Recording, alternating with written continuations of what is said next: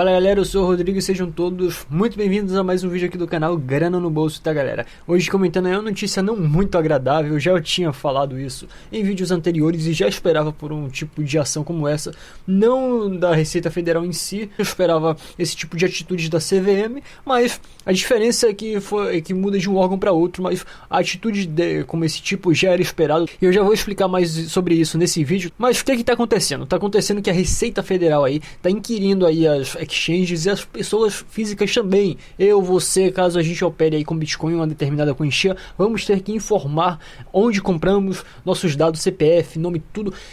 De fato a Receita Federal tá indo pra cima com tudo, tá galera? Ferrou geral mesmo e tipo, não tô fazendo alarme não. Embora eu encontrei uma brecha aí, eu já vou explicar nesse vídeo sobre isso. Eu como outras pessoas encontramos essa brecha aí que tá muito explícita, que você pode aí negociar seus bitcoins, fazer compra ou venda, permuta, enfim, tudo aquilo que é proibido para algumas pessoas, tem outras que vão poder fazer, tá? Então fica comigo até o finalzinho desse vídeo, que tem coisa muito interessante como essa informação, tá? Então tem como você não ter suas informações aí rastreadas, não ter sua vida vigiada e operar com Bitcoin. Óbvio que é algo limitado, mas é muito melhor do que você ter aí seus dados expostos para qualquer tipo de órgão governamental. Agora, para você que é novo aqui no meu canal, tá galera, eu peço para você que se inscreva caso não seja inscrito, dê um like que isso ajuda bastante aqui o canal e também compartilha com geral inteira, que eu acho que esse vídeo aqui é muito importante e muita gente vai querer saber as informações dele. Se você quiser entrar aí no nosso grupo de discussão lá no Telegram ou então no nosso canal de sinais que está sendo temporariamente gratuito, os links vão estar aqui embaixo na descrição, tá? Olha, ontem, dia 7 de maio, houve a Instrução Normativa 1888 que foi emitida pela Receita Federal do Brasil. Acontece o seguinte, que agora quem operar com algumas quantias de criptomoedas, no caso pessoas e empresas, tá? As empresas agora elas vão ser consultadas com muito maior frequência nas exchanges e tipo, também não somente exchange, quem faz venda de P2P também. Se você é um cara que vende aí e para algumas pessoas e acha que está de fora, não, você está dentro, tá? Esse tipo de vendedor é enquadrado meio como um similar, um semelhante às exchanges que operam ali com venda e compra de criptomoedas. Enfim, como é que vai se dar esse processo? As empresas vão ter que aí fornecer mensalmente. Essa instrução normativa vai passar a valer a partir de agosto. Agora o tipo de prestação de conta, inclusive prestação de conta anual, eu creio que vai valer aí a partir do ano que vem. Ah, Rodrigo, mas como é que funciona, cara? Quanto a pessoa tem que mexer com Bitcoin e o prazo, enfim. A questão é o seguinte: quem opera até 30 mil, opera, quando eu falo, não é fazer trade não, quem mexe com criptomoedas, qualquer tipo de criptomoeda, seja ele Bitcoin ou não, em exchanges fora do país, tá? Lembrando, esse é o ponto essencial, preste atenção nesse dado. Quem opera com até esse valor, eu creio que num período de um ano a instrução normativa, como todos os tipos de códigos legais aí são muito dúbios, então não especificou nenhum tipo de data, mas creio eu que seja no exercício financeiro, que é cerca ali de 12 meses, um ano.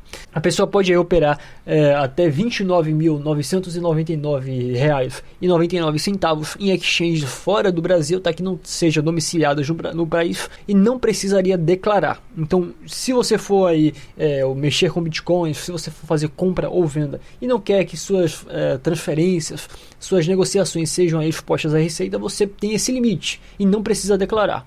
Porém, lembrando, se você faz algum tipo de operação em exchanges nacionais, independentemente do valor, a exchange ela vai ter que fornecer dados de qualquer tipo de operação, de qualquer tipo de transação. Ah, Rodrigo, mas eu só transacionei R$100, não interessa, pode ser R$1 em Bitcoin, daria satoshis isso, mas tem que ser mencionado, segundo essa instrução normativa, a Receita Federal. Por isso que eu falo, a Receita está caindo em cima ainda muito mais das empresas, tá? Que não tem esse limite para a empresa, somente para quem é pessoa física que opera em exchange fora do país. Mas Rodrigo, agora vem a pergunta. Mas Rodrigo, e que é o seguinte, eu vou lá e opero em exchange fora do país. Um exemplo, a Binance. Eu opero na Binance e tipo, opero 60, 100 mil reais. O seguinte, se a Receita Federal descobrir isso, você vai tomar uma multa lascada. Tem as alíquotas das multas, eu não vou ficar especificando demais aqui o vídeo, senão vai ficar algo muito cansativo, muito longo.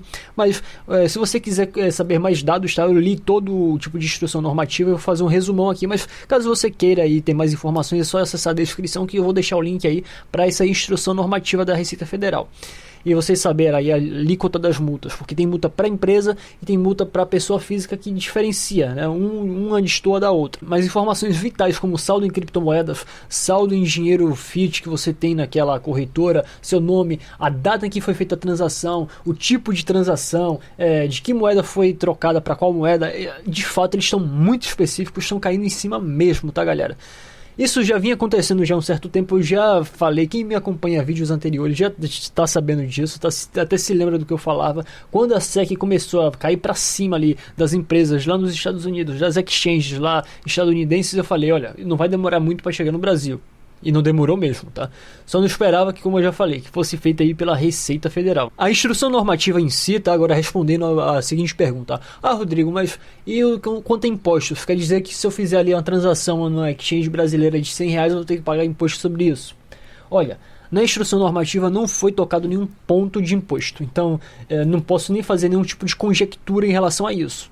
Mas, obviamente, esse tipo de documento, preste atenção no que eu estou falando futuramente. Quem está assistindo esse vídeo vai lembrar disso que eu estou falando.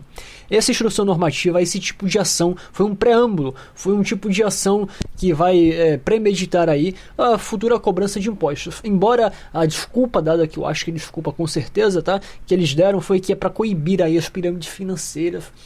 Mas eles estão preocupados de fato com a sonegação fiscal, tá? Porque se você não pagar o roubo legalizado, olha, não sei nem o que pode acontecer com você, tá? Porque não se esqueça que o caso do Al Capone, que cometeu vários crimes, o cara comprava até a polícia toda de Chicago, nunca teve nada. Ele foi pego por causa do crime contra o fisco federal, deixou de pagar imposto. Então, você pode cometer qualquer tipo de crime e pode sair ileso. Agora, deixa de pagar o seu imposto de renda para ver o que acontece. Os caras vão na sua porta, inclusive você pode ser preso por isso. E aí muitas pessoas me perguntam por que disso. Simplesmente porque roubos como assaltos, latrocínios e até assassinatos não comprometem a existência de nenhum governo. Agora, a queda na receita é o primeiro golpe fatal aí na existência do Estado, porque a máquina começa a desmoronar se a pessoa não dá o dinheiro, né, não paga esse roubo que sustenta esse tipo de instituição. Então, por isso que quando se fala em imposto, seja aqui no Brasil ou fora dele, tá? A gente também fala dos Estados Unidos, lá também muito pesado em relação a isso. Deixa de pagar seus impostos para você ver o que te acontece. Outra coisa aqui em relação à mineração, tá? Que vocês podem me perguntar, mas Rodrigo, eles falaram sobre mineração?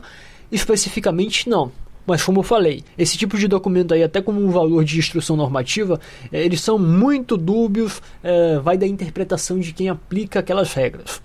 E eu achei aqui, tá galera, um tipo de inciso, né, um tipo de cláusula que pode sim enquadrar aí quem minera criptomoedas, porque isso aí poderia ser considerado um tipo de transferência de criptomoedas, de criptoativos. Em uma dessas cláusulas falava o seguinte, que é proibido a pessoa operar aí com uma quantia acima de R$30 mil, no caso pessoa física, e não informar se for venda, permuta, compra, enfim, todo tipo de operação, procedimentos que envolvam transações de criptomoedas. Ora, se você minera, a partir do momento que você faz a mineração ali, que você recebe a recompensa, aquela quantia é transferida para sua carteira. Então aí já há transferência de criptomoedas. Então não adianta, tá? Não adianta, os caras já fizeram esse tipo de coisa aí pra pegar qualquer um. Não vai ter moleza não. E tipo, o que me deixa completamente até irritado, e tipo, nem queria tocar nesse ponto, mas tem que falar, é que as criptomoedas, elas foram feitas justamente para a pessoa ser livre e não ficar dependendo aí de instituições centralizadas e governamentais, no caso de governos. E acontece o seguinte, esses caras vão, adaptam a coisa, deixam a coisa toda moldada para os interesses deles, e todo esse objetivo principal acaba se diluindo, não existe mais, e acaba sobrando simplesmente o interesse econômico, né? As pessoas acabam deixando a liberdade de lado com troca de dinheiro. Por hoje é só, espero que vocês tenham gostado, tá? Qualquer dúvida deixa aqui embaixo nos comentários que eu irei responder com o maior prazer, espero que vocês tenham entendido aí, tá? E lembrando, não quer ter suas operações aí vigiadas, opera R$29 mil fora do país, que você não precisa aí dar nenhum tipo de declaração a ninguém e tá com foda-se aí pra essa galera, beleza? Então nos vemos na próxima.